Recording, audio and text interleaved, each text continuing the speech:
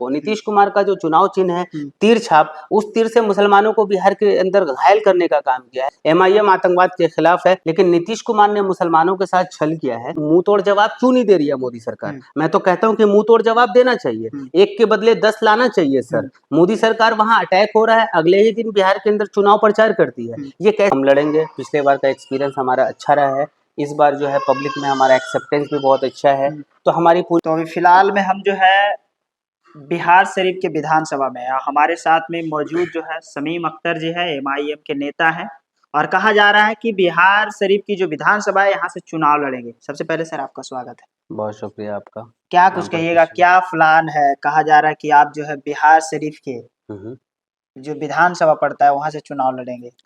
बिहार शिव विधानसभा हमारा गृह जिला है, यहाँ पे गृह क्षेत्र है हमारा। हम्म, मैं पिछले बार भी यहाँ से बिहार शिव विधानसभा से 2020 में चुनाव लड़ा हूँ पीडीए गठबंधन से, हम्म, और बहुत अच्छा रिजल्ट रहा है। हम्म, और जनता के बीच में हमारा एक स्नेह है, प्यार है। हम्म, हमने जनता के बीच में बहुत सारे काम किए हैं, योगदान दिया है। चाहे वो कोरोना का मामला हो, कोरोना में हम लोग जब लोग लाश छोड़ के भाग रहे थे, हम्म, तो उस लाश का सहारा हम ही लोग बने। पूरी टीम के साथ हम लोगों ने उनका दाह संस्कार किया, हम्म, आखिरी रसूमात अदा की, जनाजे की नमाज अदा की। और जब बाप का लाश बेटा और बेटा का लाश बाप नहीं छू रहा था, हम्म, तो ऐसे बुरे वक्त में हम लोगों ने जो है उस लाश का सहारा बन के अंतिम क्रिया भी किया, और उनका कफन दफन भी हम लोगों ने किया है। न सिर्फ कोरोना, बल्कि हर मौके पे जहाँ जहाँ जनता को जरूरत पड़ी, शमीम अख्तर और उसकी पूरी टीम जो है वो उनके साथ खड़ी रही है। हमने बहुत सारे लोगों से बातचीत किया जब जी हम आ रहे थे, तो आपके बारे में कहा जा रहा है कि जिस समय बिहार शरीफ जल रहा था जी उस समय जो है उस आग को बुझाने में आपका बहुत बड़ा रोल रहा है। इसमें कितनी सच्चाई है? जी, बिल्कुल। यहाँ की जनता जानती है और यहाँ की इंतज़ामिया जानती है कि जब बिहार शरीफ में दंगा हुआ था, तो दंगा के वक़्त पे जब दंगाइयों ने जहाँ यहाँ पे फ़साद किया, मदरसा अजीज़िया को जला दिया, सारी दुकानें लूट ली थी, हुँ, तो उस वक़्त जो है वो भयावह माहौल था, हुँ, कर्फ्यू का माहौल था और देखते ही गोली मार देने की आदेश थी। तो ऐसे मौके पे हम लोगों ने जो है वो एक शांति का पैगाम दिया और दंगाइयों को जो है सज़ा दिलाने का काम किया। ना सिर्फ़ सज़ा दिलाने का काम किया, बल्कि यहाँ पे न्याय कायम करने की भी कोशिश की।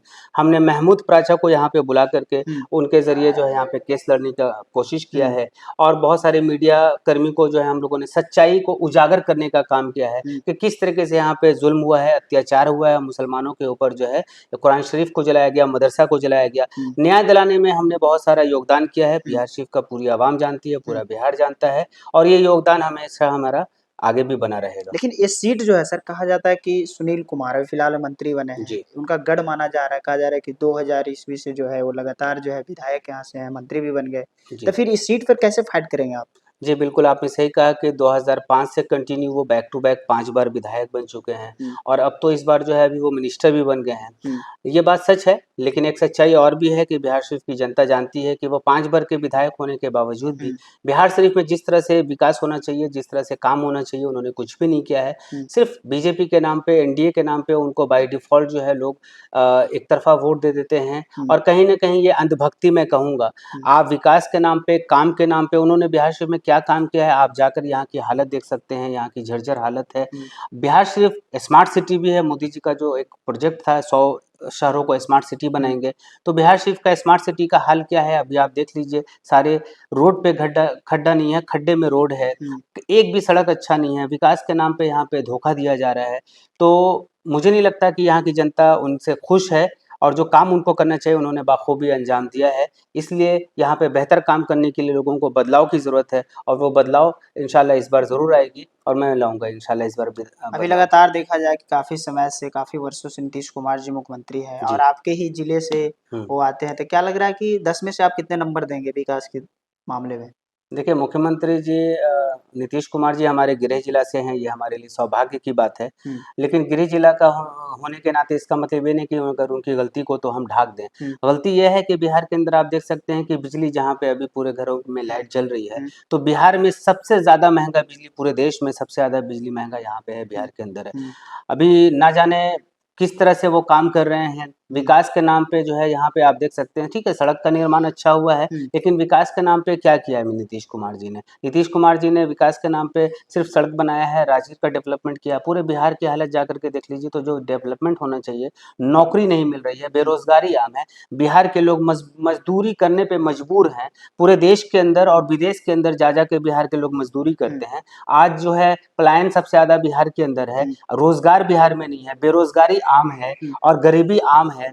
इस तरह से हम कैसे कह सकते हैं कि नीतीश कुमार विकास पुरुष हैं? ये तो उसी तरह के विकास पुरुष हैं जिस तरह से मोदी जी पूरे देश में जो है विकास कर रहे हैं और पूरे दुनिया के अंदर मोदी जी का डंका बज रहा है, उसी तरह से बिहार का भी नीतीश कुमार का डंका बज रहा है। वो डंके का पोल तो आप बिहार के अंदर आकर के खुद देख सकते हैं कि रोजगार नहीं है, बेरोजगारी है, महंगाई है और शिक्षा के नाम पे यहाँ पे बहुत सारे लोग हैं, छात्र हैं, ब्रिलियंट है, आईएएस हैं, आईपीएस हैं, टैलेंट की कमी नहीं है।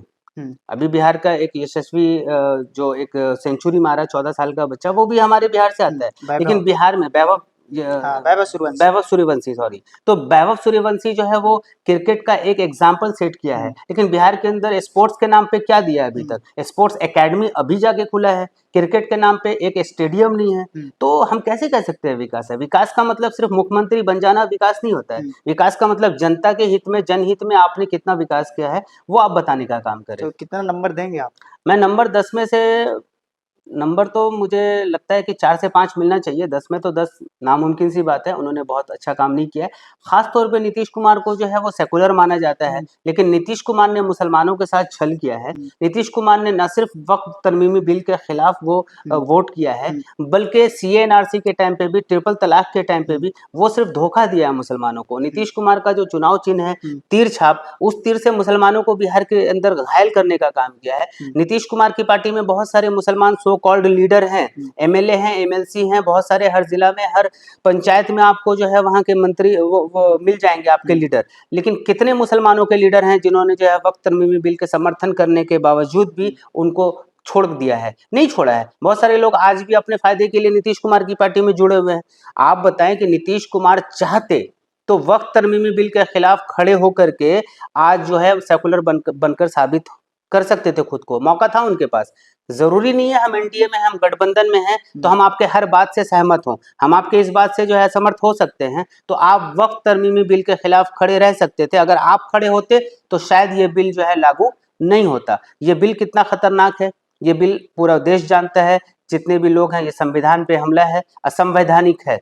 इस बिल के खिलाफ बिहार के अंदर और पूरे देश के अंदर विरोध शुरू हो चुका है और नीतीश कुमार की उल्टी गिनती भी शुरू हो चुकी है। ये इसका खामियाजा बिहार विधानसभा 2025 में नीतीश कुमार को और जदयू को देखने को मिलेगा। अभी आप 2025 का जिक्र किया, तो क्या लग रहा है कि एमआईएम कितने सीटों पे चुनाव लड़ेगी 2025 में? हमारी पार्टी बिहार के अंदर पिछले दफा जब चुनाव लड़ी थी तो 5 सीट लाई थी और 18 में से 5 सीट लाना ये बहुत बड़ी बात है। लगभग जो है 30% का रिजल्ट है हमारा। इस बार भी हम लगभग 100 सीट से चुनाव लड़ेंगे, क्योंकि गठबंधन वाले तो हमें सटाएंगे नहीं। गठबंधन वाले को लगता है कि मुसलमानों का वोट का ठेकेदार हम हैं, इसलिए मुसलमानों का वोट का बंटवारा कोई दूसरी पार्टी ना करे। इसलिए हम लोग जो है थर्ड फ्रंट बनाने की प्रयास में है, कोशिश करेंगे और यहाँ पे कम से कम 100 सीटों से हम लड़ेंगे। अब 100 में रिजल्ट हमें उम्मीद है बहुत अच्छा मिलेगा। क्या मिलेगा ये वक्त बताएगी। क्या उसमें प्रशांत किशोर भी थर्ड फ्रंट में शामिल होंगे? प्रशांत किशोर का एक स्टेटमेंट मुझे याद है, आप लोगों ने भी सुना होगा कि बिहार विधानसभा चुनाव में 243 में 243 सीट पे वो लड़ेंगे और किसी के साथ गठजोड़ नहीं करेंगे, वो अकेला लड़ेंगे। तो उनका ऐसा मानना है कि मैं अकेला लड़ूंगा। तो उनका इंटेंशन क्या है वो तो आवाम जानती है, किस इंटेंशन से वो आए हैं, और वो 243 पे अगर लड़ेंगे तो उनको कितना अच्छा रिजल्ट मिलेगा ये आवाम भी जानती है। तो गठबंधन वो करने के मूड में ही नहीं है, तो फिर हम लोग कैसे बात कर ले कि हम उनके साथ गठबंधन करेंगे। बिहार के अंदर जातीय जनगणना हुआ तो जातीय जनगणना में ये क्लियर हो गया कि किसकी कितनी संख्या है। तो एक बात आम थी कि जिसकी जितनी संख्या भारी उसकी उतनी हिस्सेदारी। तो हिस्सेदारी के नाम पे जो है, जो जितने भी अभी मान लीजिए NDA, apart from NDA, NDA तो जनसंख्या के विरोध में रही है, अपार्ट फ्रॉम एनडीए जो जितने सेकुलर दल हैं उन्होंने तो सिर्फ कहने के लिए कह दिया जिसकी जितनी संख्या भारी उसकी उतनी हिस्सेदारी। तो हिस्सेदारी क्या हमें मिली? हमें 2024 के लोकसभा में बिहार के अंदर, अब बिहार के अंदर जनगणना हो गया है ना, तो मैं उसकी बात करूंगा कि बिहार में जब जनगणना हो गया, जनगणना के अनुसार उसको उतनी हिस्सेदारी मिली क्या? उसको उतना विधानसभा लोकसभा का टिकट मिला क्या, उसके जात के अनुसार, उसके समाज के अनुसार नहीं मिला। तो जनगणना हो जाना अलग बात है, उसको इम्प्लीमेंट करना दूसरी बात है। बिहार ने इम्प्लीमेंट नहीं किया है, जनगणना करा लिया है। अब एक बात बहुत चर्चा का विषय बना हुआ है कि पूरे देश में जो है एनडीए ने भी माना, बीजेपी ने भी माना कि जातीय जनगणना होना चाहिए। चलिए, मैं इस्तकबाल करता हूँ, शुक्रिया अदा करता हूँ एनडीए का कि वो इस बात पे राजी हैं। जातीय जनगणना होना चाहिए बिल्कुल, ताकि पता चले देश के अंदर किसकी कितनी संख्या है और कौन किस हालात में है, कितना दयनीय स्थिति में है। तो ये जनगणना हो जाने के बाद ही ये दूसरा विषय है कि उसको उसका अधिकार मिलना चाहिए और मैं इसके पक्ष में हूँ।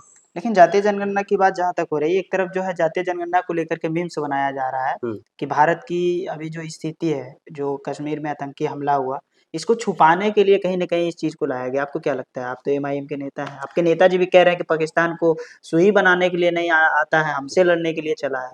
देखिए, पाकिस्तान ने हमला किया है कि नहीं किया है, ये तो जांच के विषय है। मैं इस पर टिप्पणी नहीं करूंगा। इससे पहले भी हमने देखा कि क्या हुआ था कि पुलवामा अटैक हुआ था ठीक 2019 चुनाव से पहले 2019 मई में चुनाव था और ये फरवरी में 14 फरवरी को अटैक हुआ था।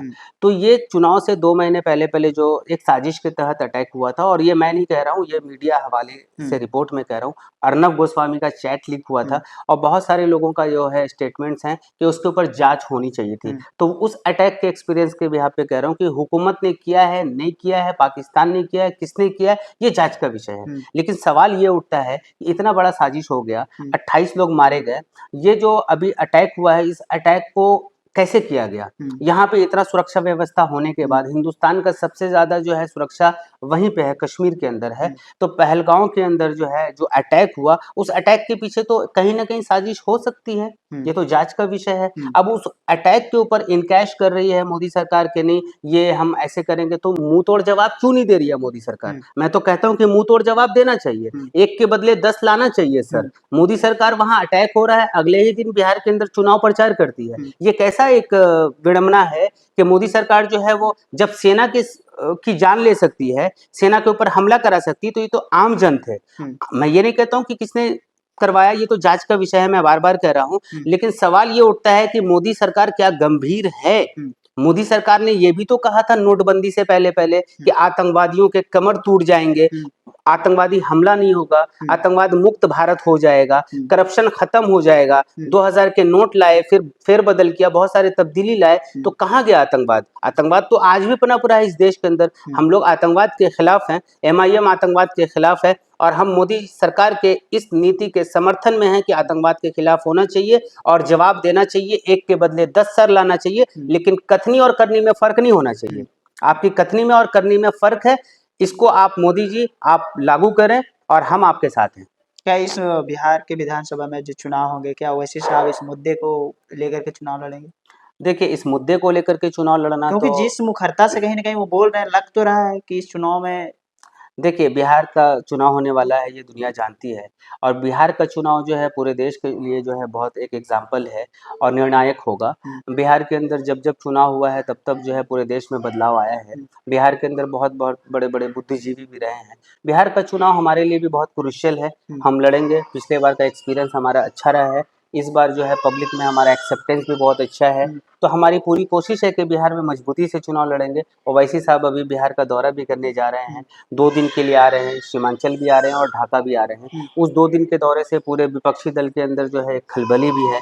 तो ये हमारा अधिकार है, संवैधानिक अधिकार है कि हम चुनाव लड़ें। अब ये जनता हमें कितना सराहती है ये वक्त बताएगा, और हमें उम्मीद है कि हम पूरी मजबूती से जब लड़ेंगे तो हमें अच्छा रिजल्ट मिलेगा। चलिए, बहुत-बहुत शुक्रिया हमसे जुड़ने के लिए। तो हमारे साथ में अभी एमआईएम के नेता शमीम अख्तर जी थे। हमने काफ़ी बातचीत किया चुनाव को लेकर के, चाहे देश की जो माहौल है, चाहे जातीय जनगणना को लेकर के हो। हमारी बातचीत आप सबको कैसी लगी? अपनी प्रतिक्रिया कमेंट बॉक्स में दीजिए। मैं आपके साथ आरपी कुमार, धन्यवाद।